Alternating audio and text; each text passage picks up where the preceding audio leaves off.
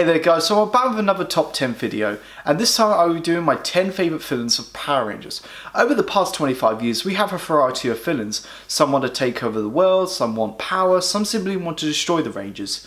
There's only a handful of villains that I would consider to be terrible, and that's mainly from the Neo-Saban era. And that's your fault, by the way, Neo-Saban. But I thought this time it would be an interesting video. I will only be counting main villains, not generals or second in commands like that, like Golda or Clipta. I'm more into like King Mondo or Divatox. Starting off with number 10 is Agog from Dino Thunder. Now he's one of the reasons why Dino Thunder was one of the maturer seasons for me. Agog wasn't those villains that when he lost, he wouldn't have a hissy fit. He would release it on his generals by abusing them. And with the Jaguar High direction they went with is something new, and how that affects Trent with the trust with his father and the Rangers really added layers to his character. At number 9 is Fenjix from RPM. He's the only main villain to actually win. Yes, the Rangers defeat him in the end of course, but still if you think about it, millions of people are either dead or converted to machines, and everything on Earth like plants or animals are extinct. He's kind of like Ultron with a mixed in with a bit of a Skynet. What makes him really stand out from like King Mondo is that he didn't want to just kill humans, he wanted to convert them in machines, which added something really compelling to him. And the fact that it's ironic that it took one human to create him and use him for one small purpose, which is Dr. K to get out from this trap facility, and which kind of unleashed and caused virus and mayhem on Earth. It's just so ironic if you think about it. And how they handle that makes the storyline and the characters that compelling. And number 8 is Dai-shi from Jungle Fury. Now I just love those villains that have such a great character arc throughout the series. Dai-shi was a capable fighter into a master in the end. Now what I love about Dai-shi is that he's two characters into one. You have Dai-shi of course, then you have Gerald, which is the physical side. Dai-shi takes the main control of course, but due to the fact that Gerald is weak, he had to learn from old masters that blame him from losing the previous war, the Beast War. And then we go into one of the episodes is so great that we go into Gerald's past, from his mistakes, from becoming a good person, making him bad, which is such a great compelling episode and a great character study on him. It's so cool that his character arc is parallel to Casey's, which is such a great dynamic.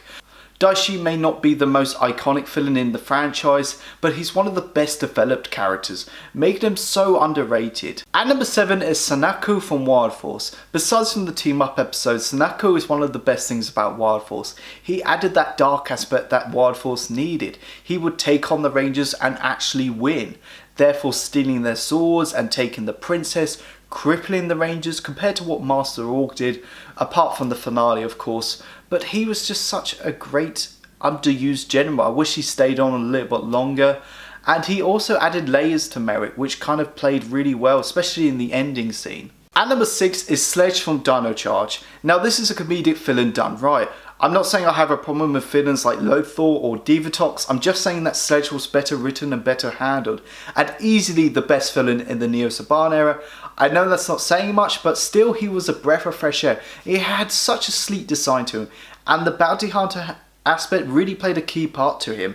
I mean, if you think about it, he has a reason to steal the Energems, and he has monsters that would fight the battles for him, and the love relationship with Poisandra really was well handled compared to like, it wasn't forced like Rita and Zed. And number 5 is the Psycho Rangers. Are they really a main villain? Yes, I mean the Psycho Ranger arc is amazing. One of the reasons why I love Power Rangers in space. Just like the Rangers but evil, and their determination and ambition to destroy their coloured counterpart is so creepy and daunting to watch. The Rangers are pushed to their limits and they have to be more careful, and they only had to destroy like one at a time to destroy them all at once, and one was bad enough if you think about it. Psycho Pink killed Kendricks and Psycho Green killed 3 of the 5 Mighty Morphin Rangers in the comic book series.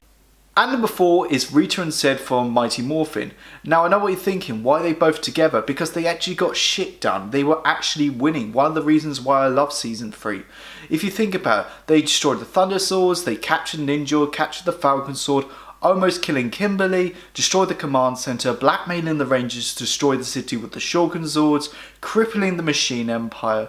If they stayed on and like maybe become the main villains in Zeo in the later half, maybe Zeo could have been a better series. Even though I love Zeo, but if you think about it, I was hoping when King Mondo died they would become the new main villains again, but no, that didn't happen. At number 3 is Astronomer from In Space. She was the first villain in this franchise not to be like that twirly mustache villain. She actually had a compelling storyline and such a great character study to her. Revealing that she was Andros' sister is such a big reveal, and her journey of what she knew and learning all the answers, they don't rush into it. It goes through the course of the series, which I really liked. Her backstory of becoming evil and how she was adopted by Darkonda, she slowly turns good towards like the middle of the series. Then Darkonda strips all the humanity she has left and making her more evil. She was like the first villain that we actually felt sympathy for her. We didn't want her to lose, we wanted her to become good again. Number 2 is Shekinah from Lost Galaxy. Now Shekinah wasn't a great villain to begin with in the series. She was vulnerable, she wasn't a great fighter, and she was spoiled because of her dad.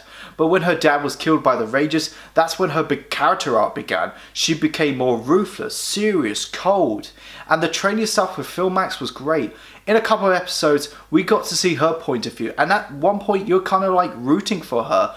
And in the end, in the finale, she becomes something that she didn't want to become in the beginning, which was this kind of bug thing, which led to a great finale. She got her army to become suicide bombers. That's how serious and menacing she was. So my favourite main villain in Power Rangers is Rancic from Time Force. Yes, we know Time Force is my favourite series, no surprise there. But Rancic really was like a sick-minded villain in the franchise. He killed loads of people, but in the end of Time Force you felt sorry for him, you understand him. And that was the first time I actually felt like a villain actually redeemed himself, compared to all the villains that had a second chance in Countdown to Destruction, which kind of didn't really make any sense for me. But this time it felt like, okay, this guy deserves a second chance. Rancic blames humanity for his mutation, really. He wasn't born evil or raised to be evil. He learned hatred. And through the series you understand him, really.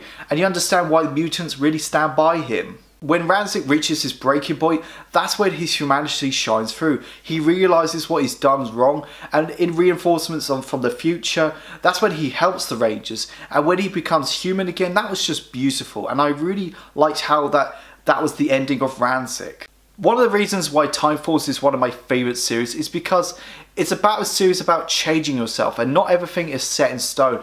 And Rancic fit into that series beautifully. And I still hope to meet Fernan Wells someday. Thank you so much for watching this video, guys. Go like, comment, subscribe. Let me know, what are your favourite villains? Is it Lothor? Is it King Mondo? Is it Divatox? Please comment down below. Go check out my Facebook, my Twitter and my Instagram page. You guys are awesome. May the power protect you.